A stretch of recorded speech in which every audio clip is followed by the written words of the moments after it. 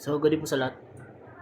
So, after ko po mag-video, so a day after po, so nagkaroon po ako ng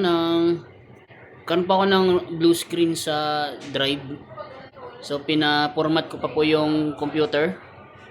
Unfortunately po, hindi ko po na-establish po yung connection between PC and printer.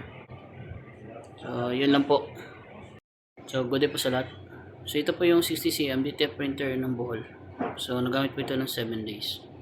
Ito po yung head area ng printer. So, mag-head clean po ako.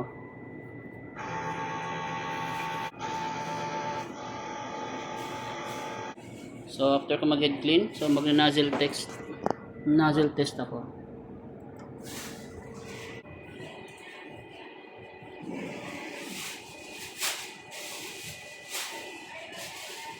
So, i-check po natin yung nozzle kung buo po. So, pag nakita na po natin buo yung nozzle, pwede po tayo mag-start sa printing.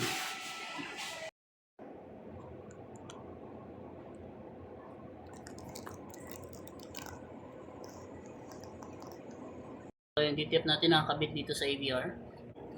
So, ito po yung waste tank natin. So, 50% po yung laman. Dito po yung mga stocks. Yes.